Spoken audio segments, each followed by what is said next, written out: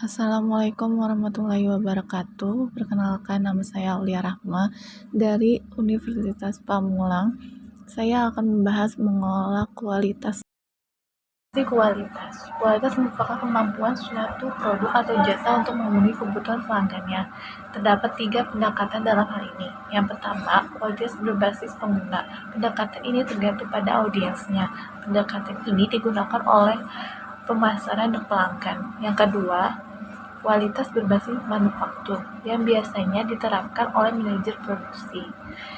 Dalam pendekatan ini, kualitas suatu barang berarti pemenuhan standar dan membuat produk dengan benar sejak awal. Yang ketiga adalah barang berarti pemenuhan standar dan membuat produk sejak kualitas itu berbasis produk yang memandang bahwa kualitas sebagai variabel presisi yang dapat dihitung. Kualitas merupakan suatu proses perbaikan yang terus-menerus yang dapat diukur dengan dukungan manajemen, karyawan, dan pemerintah. Konsep kualitas bersifat menyeluruh, baik produk maupun prosesnya. Ada pengaruh kualitas. Kualitas merupakan elemen yang penting dalam operasi. Ada 3 alasan kualitas itu penting. Yang pertama, reputasi perusahaan. Kualitas akan muncul sebagai persepsi tentang produk baru perusahaan, kebiasaan pekerjaan, dan kehubungan pemasoknya. Yang kedua, kehandalan produk. Pengadilan terus berusaha menghukum organisasi-organisasi yang merancang produksi atau mengedarkan produk atau jasa yang penggunaannya mengakibatkan kerusakan atau kecelakaan. Contohnya customer product safety. Yang ketiga, keterlibatan global. Kualitas adalah suatu perhatian internasional produk-produk perusahaan yang akan bersaing di pasar internasional harus memenuhi ekspektasi akan kualitas, desain, dan harga secara global. Lalu ada biaya kualitas. Biaya kualitas adalah biaya akibat melakukan hal yang salah, yaitu harga yang harus dibayar karena tidak sesuai dengan standarnya. Ada 4 kategori utama yang berkaitan dengan biaya kualitas. Yang pertama, biaya pencegahan. Biaya yang terkait mengurangi kemungkinan komponen atau jasa yang mengalami kerusakan. Contohnya pelatihan, program peningkatan kualitas. Yang kedua, biaya penaksiran. Biaya yang dikaitkan dengan proses evaluasi produk, proses, komponen, dan jasa. Contohnya biaya pengujian laboratorium dan periksa. Yang ketiga, ada kegagalan internal. Biaya yang diakibatkan oleh produksi komponen atau jasa yang rusak sebelum diantarkan ke pelanggan. Contohnya rework, scrap, dan waktu tunggu akibat mesin rusak. Yang keempat, ada biaya eksternal.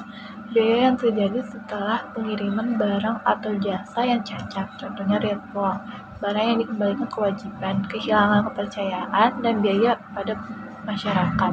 Tingkat biaya pertama yang disebutkan di atas dapat diperkirakan. Namun, untuk biaya eksternal sangat sulit dapat dihitung.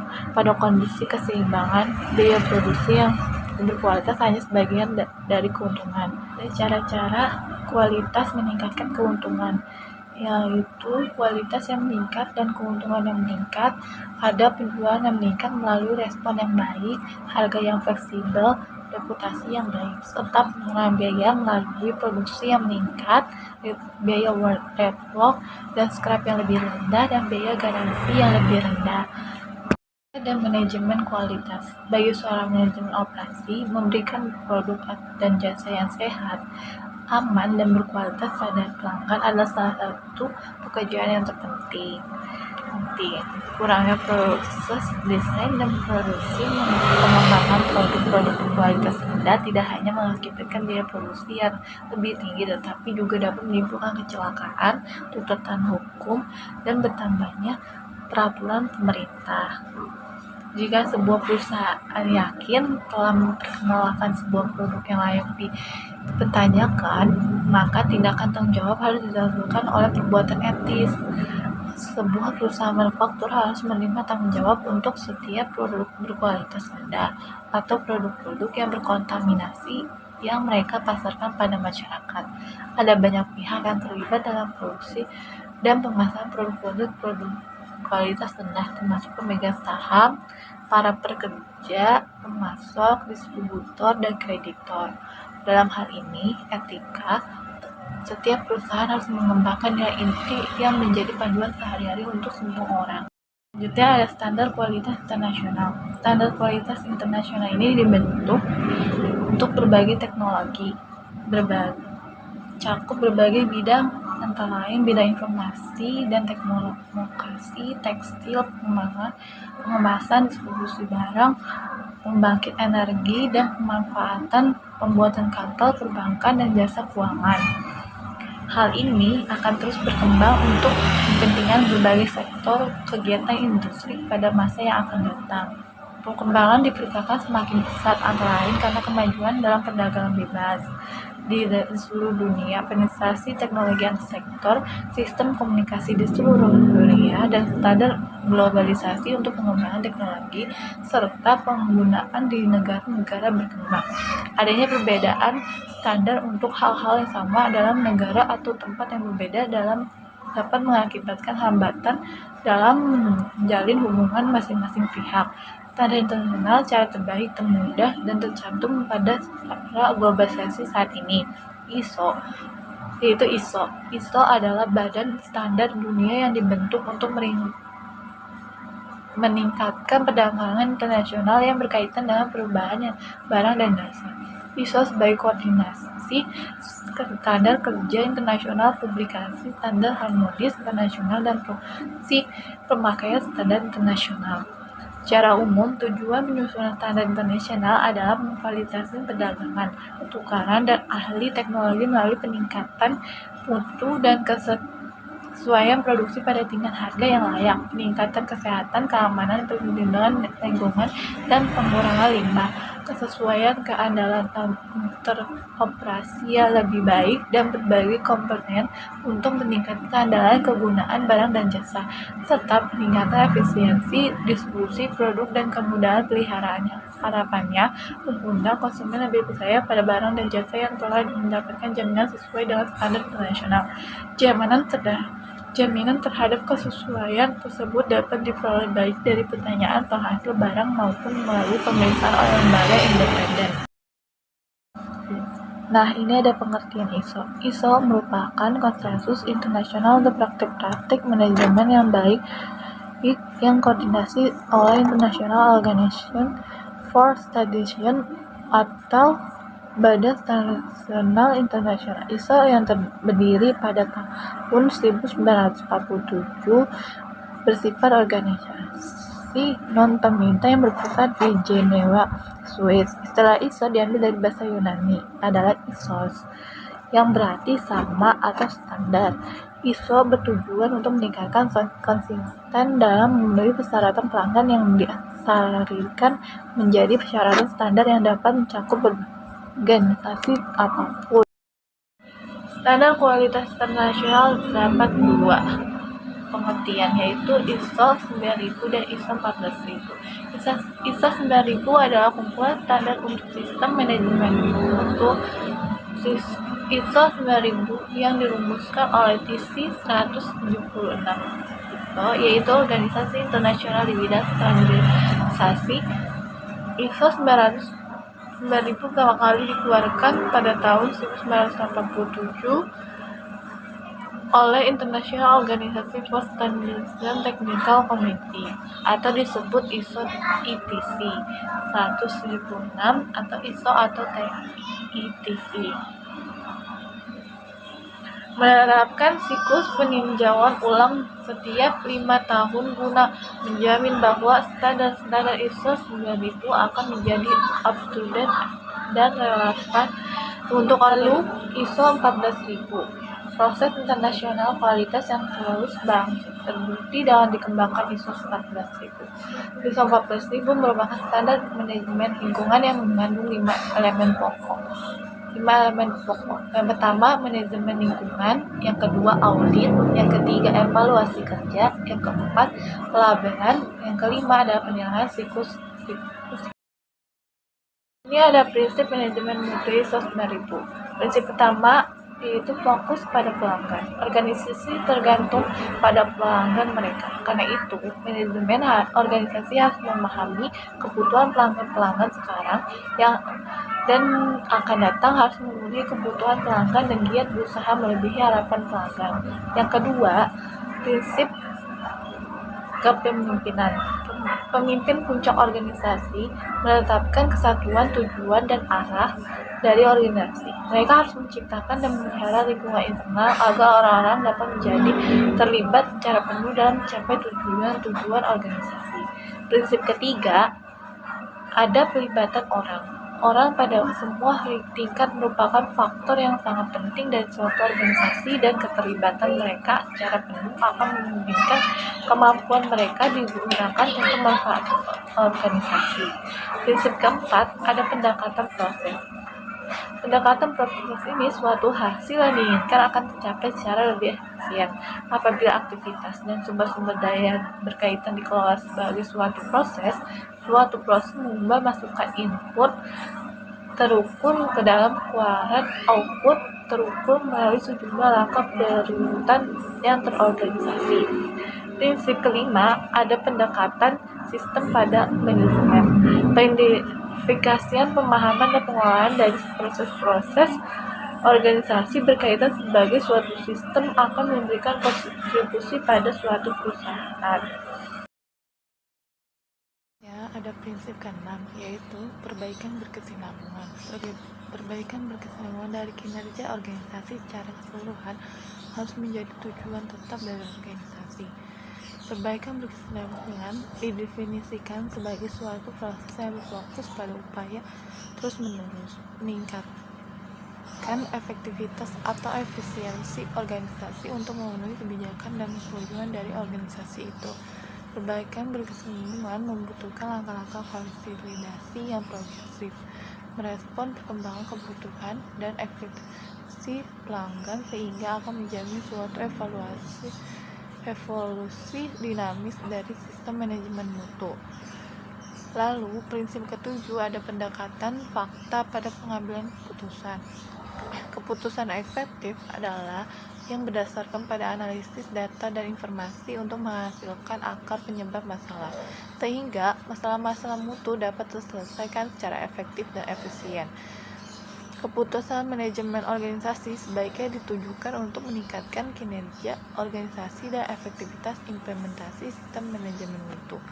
Prinsip ke-8, ada hubungan yang saling menguntungkan dengan pemasok, yaitu suatu organisasi dan pemasoknya adalah saling bergantung, dan suatu hubungan yang saling menguntungkan akan meningkatkan kemampuan bersama dalam menentukan nilai tambah.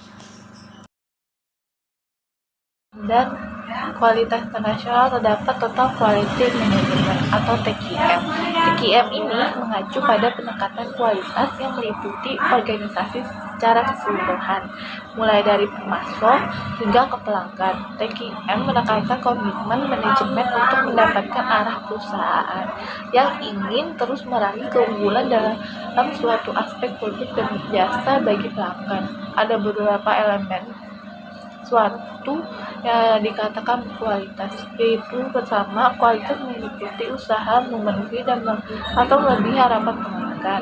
Yang kedua, kualitas mencakup produk, jasa, manusia, proses, dan lingkungan.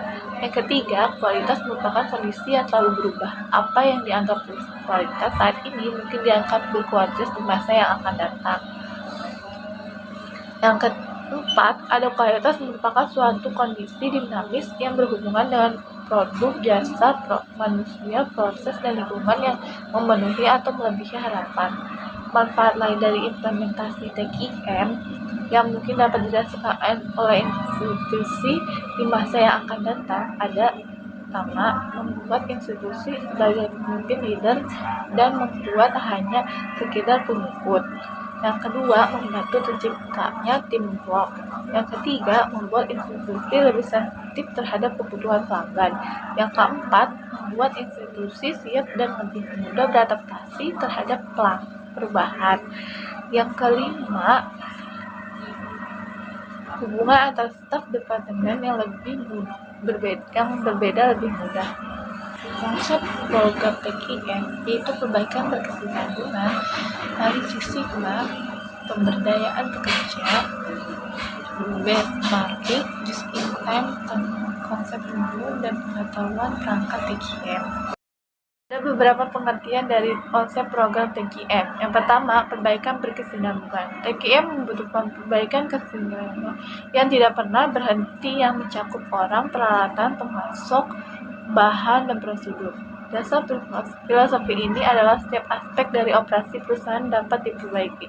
Tujuan akhirnya adalah kesempurnaan yang tidak akan pernah dapat diraih, tetapi selalu diupayakan. Konsep kedua yaitu benchmarking. Benchmarking merupakan melihat standar kinerja yang mempresentasikan kinerja terbaik dari suatu proses atau aktivitas. Benchmarking meliputi pemilihan standar produk, jasa, biaya, atau kebiasaan yang mewakili suatu kinerja terbaik dari proses atau aktivitas serupa dari proses atau aktivitas. Ada Six Sigma. Six Sigma adalah program untuk menghemat waktu, meningkatkan kualitas, dan menurunkan biaya. Six Sigma juga merupakan sebuah sistem yang kepuasan yang menyeluruh, yaitu suatu strategi karena berfokus pada kepuasan pelanggan total. Disiplin karena mengikuti Six Sigma Improvement model formal dan perangkat-perangkat member perangkat, diagram Pareto, diagram Alir, dan STC. Untuk memperoleh dan mempertahankan suksesan perusahaan. Keempat, ada just in time atau JIT. JIT diadakan untuk perbaikan penyelesaian masalah. Dalam konsep JIT, barang diproduksi dapat dihasilkan saat mereka dibutuhkan, saat ada permintaan. JIT berkesimpulan dan dengan kualitas dalam 3 hal.